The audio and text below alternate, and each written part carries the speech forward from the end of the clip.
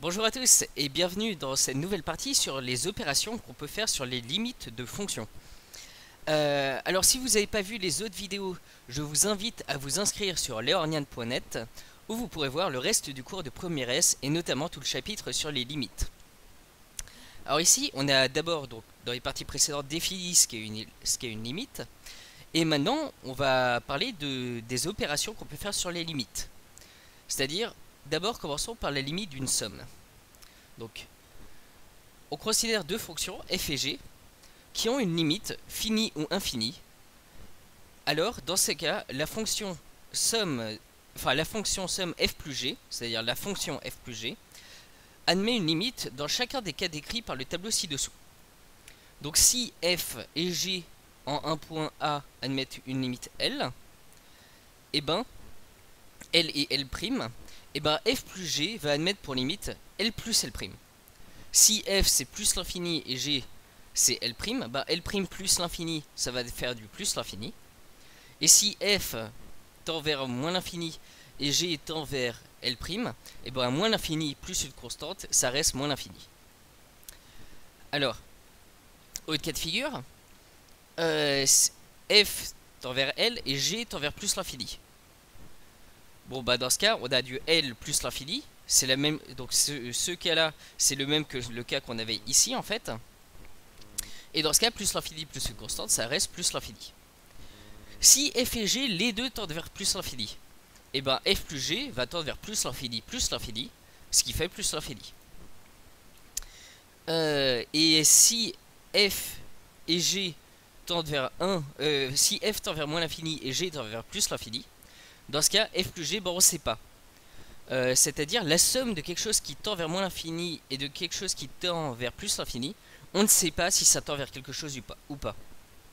C'est-à-dire par exemple si je fais plus x moins x au carré, x ça tend vers plus l'infini, en plus l'infini, moins x au carré ça tend vers moins l'infini en plus l'infini, et dans ce cas-là on aurait moins l'infini. Mais si j'avais fait le contraire, j'aurais fait x au carré moins x, et ben j'aurais eu un truc qui tend vers plus l'infini et un autre truc qui tend vers moins l'infini. Et la somme des deux aurait tendu vers... Alors x au carré moins x, ça tend vers plus l'infini. Donc dans ce cas on ne sait pas. Alors ensuite, si g tend vers moins l'infini et f tend vers L, ben L plus moins l'infini ça va tendre vers moins l'infini. Si f tend vers plus l'infini et g tend vers moins l'infini, ben on ne sait pas. Et si f et g les deux tendent vers moins l'infini, et ben la somme f plus g va aussi tendre vers moins l'infini. Parce que moins l'infini plus moins l'infini, ça va faire du moins l'infini. Alors quelques exemples. Limite lorsque x tend vers plus l'infini de x plus 1 sur x au carré moins 1, c'est égal à plus l'infini. Pourquoi? Parce que limite lorsque x tend vers plus l'infini de x moins 1, c'est plus l'infini. Et limite lorsque x tend vers plus l'infini de 1 sur x au carré, c'est 0. Donc je suis constante plus l'infini, ça va bien tendre vers plus l'infini. Ensuite, limite lorsque x tend vers plus l'infini de x au cube plus x plus 15.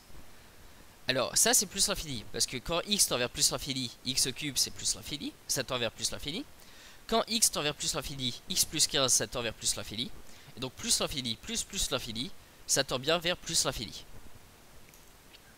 Alors limite lorsque x tend vers 0 de 1 sur x au carré plus 3x moins 4, c'est égal à plus l'infini. Alors pourquoi? Quand x tend vers 0, 1 sur x au carré ça tend vers plus l'infini. Et quand x tend vers 0, 3x moins 4 ça tend vers moins 4. Donc ça fait du moins 4 plus l'infini comme forme. Et donc on a limite lorsque x tend vers 0 de cette fonction là qui vaut plus l'infini. Enfin, exemple de forme indéterminée. Limite lorsque x tend vers moins l'infini de x au carré plus x plus 15. C'est assez proche de l'exemple que je vous donnais avant. Et ben on ne sait pas. Pourquoi? Parce que limite lorsque x tend vers moins l'infini de x au carré, c'est plus l'infini. Parce que x au carré c'est toujours positif et en valeur absolue là ça va tendre vers plus l'infini. Et limite lorsque x tend vers moins l'infini de x plus 15, et ben c'est moins l'infini. X plus 15 ça tend vers moins l'infini quand x tend vers moins l'infini. Et donc ici j'ai quelque chose de la forme plus l'infini et moins l'infini. Donc a priori je ne sais pas comment calculer la limite de cette somme, si elle existe déjà. Et dans ce dernier cas, on verra qu'on pourra lever l'indétermination en se ramenant à un produit. C'est-à-dire, on verra que finalement, on peut quand même trouver la limite de cette fonction, qui en réalité en moins l'infini et plus l'infini, mais pas par cette méthode. C'est-à-dire, ici, on a la somme de quelque chose et on peut rien en conclure a priori. Alors maintenant, calculons la limite du coup d'un produit. Alors, limite d'un produit. Donc, on a toujours f et g de fonctions qui ont une limite finie ou infinie en un point ou bien en plus l'infini. Voilà. La fonction produit f fois g admet une limite dans chacun des cas décrits par les tableaux ci-dessous. Donc, si f tend vers un nombre L différent de 0 et G tend vers un nombre L' différent de 0, dans ce cas, f fois G va tendre vers L fois L'. Okay. Donc le produit des deux limites. Si f tend vers plus l'infini et que G tend vers L' avec L' toujours différent de 0, un nombre, si L' est strictement positif, ça va tendre vers plus l'infini, et si L' est strictement négatif, ça va tendre vers moins l'infini. Si f tend vers moins l'infini et G tend vers un nombre L', si L' est strictement positif, on a du positif fois négatif, donc ça va tendre vers moins l'infini, et si L' est strictement négatif, on a du négatif fois négatif, ça va tendre vers plus l'infini.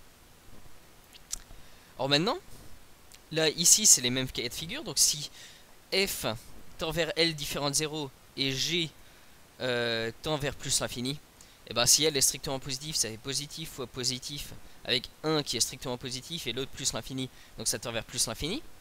Si L est strictement négatif, là c'est du plus l'infini, donc ici j'ai du moins l'infini. Maintenant, autre forme, si f et g, les deux tendent vers plus l'infini, donc quelque part on a du plus l'infini fois du plus l'infini, ça va tendre vers du plus l'infini. Et si f tend vers moins l'infini et g tend vers plus l'infini, et bien on va avoir du plus l'infini fois du moins l'infini, et donc ça va tendre vers moins l'infini. Enfin, seul cas de figure qu'on n'a pas encore fait, donc celui-là on l'a fait ici, celui-là on l'a fait ici, donc seul cas de figure qu'on n'a pas encore fait, c'est f tend vers moins l'infini et g tend vers moins l'infini. Le produit dans ce cas c'est du moins l'infini fois moins l'infini, ça redevient positif et donc ça tend vers du plus l'infini.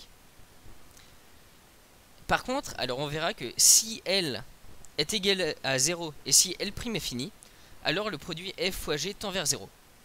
Par contre, si L est égal à 0 et donc f tend vers L et g tend vers plus l'infini ou moins l'infini, dans ce cas on ne peut rien dire, et ça c'est très important de le remarquer. Alors exemple, limite lorsque x tend vers plus l'infini de moins 5x au carré, c'est moins l'infini. Pourquoi? Limite lorsque x tend vers plus l'infini de moins 5, bon bah moins 5 c'est une constante, donc c'est moins 5, c'est une constante strictement négative, et limite lorsque x tend vers plus l'infini de x au carré, c'est plus l'infini. Donc j'ai du plus l'infini fois quelque chose de strictement négatif, donc c'est moins l'infini. Limite lorsque x tend vers plus l'infini de moins 2x fois x plus 3, ça va être moins l'infini. Pourquoi? Limite lorsque x tend vers plus l'infini de moins 2x, c'est moins 2. C'est moins l'infini, désolé. Et limite lorsque x tend vers plus l'infini de x plus 3, c'est plus l'infini. Donc j'ai du moins l'infini fois du plus l'infini, ça va me faire du moins l'infini.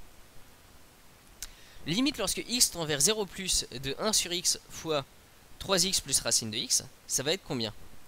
Et bien là ça va être une forme indéterminée a priori. En effet, ici lorsque x tend vers 0 plus, 1 sur x va tendre vers plus l'infini. Mais quand x tend vers 0 plus, 3x plus racine de x va tendre vers 0. Et donc j'ai une forme indéterminée du type plus l'infini fois 0. J'ai quelque chose qui devient de plus en plus grand et quelque chose qui devient de plus en plus petit. Et quand je fais le produit des deux, et ben je ne vais pas savoir si ce produit il augmente ou il baisse. Voilà, donc méthode. Donc ici on va faire une méthode pour résoudre cette... pour quand même résoudre cette limite et quand même calculer la limite. Donc là on va utiliser une autre méthode. Donc on se ramène à une somme en développant. Donc 1 sur x fois 3x plus racine de x, c'est égal à, si je développe, 3 plus 1 sur racine de x. Or limite lorsque x tend vers 0 plus de 3 c'est 3, et limite lorsque x tend vers 0 plus de 1 sur racine de x c'est plus l'infini. Donc grâce à la somme maintenant, je peux dire que limite lorsque x tend vers 0 plus de 3 plus 1 sur racine de x, c'est plus l'infini, parce que c'est une constante plus l'infini, et donc ça tend bien vers plus l'infini. Conclusion, on a levé l'inégalité, c'est-à-dire on a réussi à contourner l'obstacle quelque part, en se ramenant à une somme de facteurs à la place, et on a limite lorsque x tend vers 0 plus de 1 sur x fois 3x plus racine de x, qui du coup est égal à plus l'infini. Donc ici on avait une forme indéterminée du type plus l'infini fois 0, et la solution ça a été de finalement développer ça, et voir que sous une autre forme, et ben là la limite on pouvait bien la calculer facilement. Alors, autre forme, on a limite lorsque x tend vers moins l'infini de x au carré plus x plus 15. On se demande combien ça vaut. Alors ici on commence avec un produit qui est développé, et cette fois en fait on va le factoriser. En effet ici on a une forme indéterminée quand on est dans le cas d'une somme du type plus l'infini plus moins l'infini plus une constante. Alors plus l'infini moins l'infini, on ne sait pas vers quoi ça tend. En réalité, on pourrait voir dans des cours plus avancés qu'il y en a x au carré tend beaucoup plus rapidement vers plus l'infini que x tend vers moins l'infini. Et donc c'est pour ça que quelque part, ça en réalité, ça va tendre vers plus l'infini. Mais on a une manière de faire qui est en factorisant. Cette fois, on va factoriser par le terme de plus haut degré pour les limites de fonctions polynômes en plus l'infini ou moins l'infini. Par exemple, ici on a une fonction polynôme, et on va factoriser par le terme de plus haut degré. Et pour n'importe quel polynôme, cette méthode elle va marcher. Donc on va x au carré plus x plus 15, c'est égal à x au carré fois, et là j'ai factorisé par le x au carré, donc fois 1 plus 1 sur x plus 15 sur x au carré. Or, limite lorsque x tend vers moins l'infini de x au carré, c'est plus l'infini, et limite lorsque x tend vers moins l'infini de 1 plus 1 sur x plus 15 sur x au carré est égal à 1. Donc ici, en fait la chose intéressante qu'on a faite, c'est en factorisant par le terme de plus haut degré, on a réussi à mettre le plus l'infini d'un côté, et de l'autre côté à faire quelque chose qui tend vers une constante, ici. Alors ici la constante c'est 1, mais ça pourrait être autre chose. Voilà. Mais donc quelque part, dès qu'on a un polynôme, on va toujours pouvoir factoriser par le terme de plus haut degré, et ensuite tous les autres termes vont être dans la deuxième parenthèse et vont tendre vers une constante, quand x va tendre vers plus l'infini ou moins l'infini. Donc ici on a, qu'est-ce qu'on a par produit? On a limite lorsque x tend vers moins l'infini de x au carré fois ce terme là. C'est de la forme plus l'infini fois 1, et donc c'est plus l'infini. Conclusion. Ici on avait une limite qu'on ne savait pas calculer qui était la limite d'un polynôme. Et ici, grâce à la méthode de factorisation, on peut en conclure que limite lorsque x tend vers moins l'infini de x au carré plus x plus 15 est égal à plus l'infini. Voilà. Alors, remarquons ici, dans ce cas simple, on pouvait se contenter d'écrire x au carré plus x plus 15 est égal à x fois x plus 1 plus 15. Et x fois x plus 1, clairement, ça tendait vers plus l'infini. On aurait pu faire ça, mais ici, là, on a donné une méthode générale. C'est-à-dire, quel que soit le polynôme, si on veut trouver sa limite en plus l'infini ou en moins l'infini, il suffit de factoriser par le terme de plus haut degré, et tout cela vont tendre vers une constante, et ça va tendre vers plus l'infini ou moins l'infini, suivant le degré du polynôme et le coefficient devant. Voilà. Donc enfin, dernier cas, limite d'un quotient. Donc le quotient en fait c'est un peu un cas particulier de la multiplication, hein. Enfin c'est à peu près la multiplication. Donc les fonctions f et g toujours ayant une limite finie ou infinie, la fonction quotient f sur g admet une limite dans chacun des cas décrits par le tableau ci-dessous. Donc si f et g admettent les deux, donc si f admet une limite L et g admet une limite L' différente de 0, f sur g va admettre comme limite L sur L'. Donc a priori on peut passer au quotient si L' est différent de 0. Si f tend vers plus l'infini et g tend vers L' différent de 0, si L' est strictement positif, ça va tendre vers plus l'infini. Et si L' est strictement négatif, ça va être du moins l'infini. Donc du plus l'infini divisé par une constante positive, ça reste plus l'infini. Et plus l'infini divisé par une constante négative, ça devient du moins l'infini. Et donc pour le moins l'infini divisé par une constante, c'est quelque part l'inverse. C'est moins l'infini divisé par une constante positive, ça fait du moins l'infini. Et moins l'infini divisé par une constante négative, ça fait du plus l'infini. Alors, si f tend vers L et g tend vers plus l'infini, f sur g, ça va tendre vers une constante divisée par plus l'infini, ce qui fait du 0. Si g tendait vers moins l'infini, bah ça fait une constante divisée par moins l'infini, ça fait aussi 0. Enfin, on a 4 cas indéterminés. Si f tend vers plus l'infini et g tend vers plus l'infini, on n'en sait rien. Ça peut tendre vers tout et n'importe quoi. Si f tend vers plus l'infini et g tend vers moins l'infini, pareil, on ne sait pas vers quoi ça tend. Ça peut tendre vers du moins l'infini comme du 0 comme une constante. Par contre, je pense pas que ça puisse tendre vers un nombre positif. Ça non, c'est pas possible. Si on a du moins l'infini et du moins l'infini, et bon, on sait pas vers quoi ça tend. Et du moins l'infini et du plus l'infini, on sait pas non plus. Donc, petite remarque, si L' est égal à 0 et L est différent de 0, alors le quotient f sur g tend vers plus l'infini ou moins l'infini suivant le signe de L'. Plus l'infini si L' est strictement positif. Si L' est égal à 0...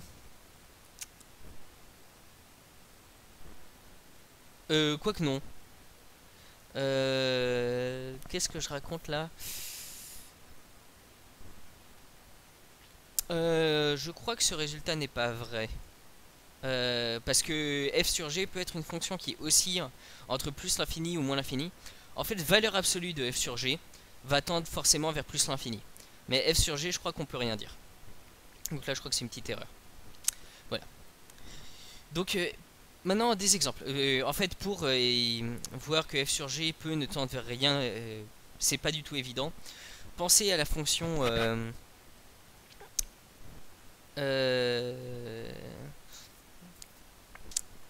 sinus x fois 1 sur x qui est peut-être ma fonction g. Donc ça va être une fonction g 1 sur x fois sinus x. Sinus x c'est toujours compris entre moins 1 et 1. Et 1 sur x ça va tendre vers 0. Donc en fait ma fonction g dans ce cas là va tendre vers 0, mais va tendre vers 0 en étant aléatoirement, enfin positif, négatif, de manière alternative.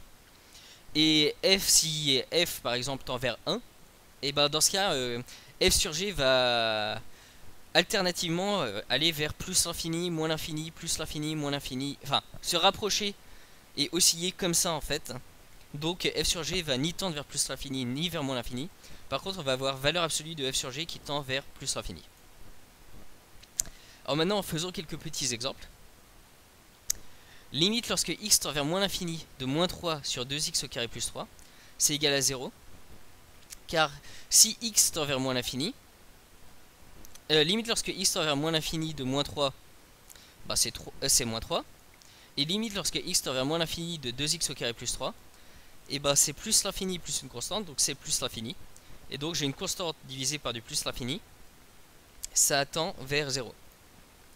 Alors limite lorsque x tend vers 0 plus de 1 sur x fois x moins 2, c'est limite lorsque x tend vers 0 plus de 1 sur x divisé par x moins 2. Et ça c'est moins l'infini. Pourquoi? Parce que 1 sur x, ça va tendre vers plus l'infini en 0 plus. Et x moins 2 en 0 plus, et ben ça va tendre vers moins 2 qui est négatif. Et donc j'ai du plus l'infini divisé par une constante négative, et donc ça va tendre vers du moins l'infini. Par contre, si j'ai limite lorsque x tend vers 0 plus de 1 sur x moins 1 sur x au carré, là je suis sur une forme indéterminée. En effet, 1 sur x, bah ça va tendre vers du plus l'infini. Moins 1 sur x au carré, ça va tendre vers du moins l'infini. En 0 plus, hein. Et donc j'ai du plus l'infini plus du moins l'infini, je n'en sais rien. Mais là, en fait, alors là c'est pas une fonction polynôme, mais j'ai quand même une méthode pour résoudre ça. Ici on va réduire tout ça au même dénominateur. Donc j'ai plein de fractions avec des x qui sont au dénominateur, et je vais tout mettre au même dénominateur. Donc j'ai limite lorsque x tend vers 0 plus de 1 sur x moins 1 sur x au carré. C'est limite lorsque x tend vers 0 plus de x moins 1 sur x au carré. Et ça c'est égal à moins l'infini. En effet, donc ici j'ai du x moins 1 sur x au carré. Et en effet, limite lorsque x tend vers 0 plus de x moins 1, c'est moins 1. Et limite lorsque x tend vers 0 plus de x au carré, c'est 0. Avec x au carré strictement positif. Et donc là, on a bien le droit de dire que moins 1 sur x au carré... alors, on a ici quelque chose qui tend vers moins 1. Et ici, on a quelque chose qui tend vers 0.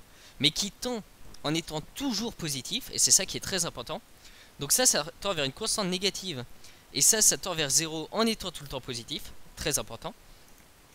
Et donc on a limite lorsque x tend vers 0 plus de ça, qui est égal à du moins l'infini. Et donc cette limite c'est bien moins l'infini. Donc ici, petite remarque, voilà, la différence par rapport à ici, c'est que ici on a précisé que x au carré, quand x tend vers 0, et bien x au carré tend vers 0 avec x au carré toujours strictement positif. Et c'est pour ça qu'on peut dire que moins 1 sur 0 va tendre vers moins l'infini. Si on savait pas que x au carré était tout le temps strictement positif, et ben ça pourrait tendre ça pourrait osciller entre plus l'infini et moins l'infini et on pourrait pas savoir. Voilà. Donc ici il fallait bien préciser que x au carré était bien tout le temps strictement positif quand x tend vers 0. Alors maintenant voilà, donc petit récapitulatif, il y a 4 formes indéterminées qui sont à connaître et disons à éviter. C'est-à-dire il y a des choses qu'on n'a pas le droit de faire. C'est-à-dire si f tend vers 0 et g tend vers plus l'infini, et ben f fois g, c'est-à-dire 0 fois du plus infini, on ne sait pas ce que ça donne. 0 divisé par 0, on ne sait pas ce que ça donne non plus. L'infini divisé par l'infini, on ne sait pas ce que ça donne. Et l'infini moins l'infini, on ne sait pas ce que ça donne. Alors ici, il y a des guillemets hein, entre chacun. Bien sûr, on ne parle pas des nombres 0 et l'infini, on ne parle pas des nombres en tant que tels. Parce que le nombre l'infini, bah, faudrait l'introduire dans ce cas. Mais on parle de quelque part les formes de limites de fonction. C'est-à-dire si f tend vers 0 et g tend vers l'infini, et ben f fois g on ne sait pas vers quoi ça tend a priori. Et ainsi de suite, f sur g si f tend vers 0 et g tend vers 0, de même, et ainsi de suite ici. Alors ici, attention, on ne dira pas 0 sur 0 est une forme indéterminée, mais plutôt le quotient de deux fonctions tendant vers 0 est une forme indéterminée. Donc voilà, la formulation exacte c'est plutôt celle-là. Ok. Donc voilà, là c'était pour toutes les opérations qu'on peut faire sur les limites de fonctions. Donc vous voyez qu'il y en a pas mal, mais elles sont assez intuitives. Plus l'infini, plus une constante, ben oui, on sent bien que c'est plus l'infini. Et donc voilà, donc l'intuition marche pas mal pour ça. Par contre ici, faut se rendre compte qu'il y a des formes indéterminées. Et que dans ce cas-là, ben, il faut essayer de lever les formes indéterminées. Et dans beaucoup d'exos, on essaiera de lever des formes indéterminées en utilisant certaines des méthodes ci-dessus, c'est-à-dire par exemple réduire au même dénominateur dans la forme d'inverse, enfin de fonction du type 1 sur x, 1 sur x au carré, 1 sur x au cube, ou bien en factorisant dans les cas des polynômes, ou bien en développant dans certains cas, voilà, ici par exemple en développant ici, ça simplifiait les choses. Donc voilà, j'espère que vous avez aimé cette vidéo. Si c'est le cas, inscrivez-vous sur leornian.net pour voir le reste du cours de première S. Et n'hésitez pas à partager cette vidéo sur Facebook avec vos camarades. A bientôt, salut!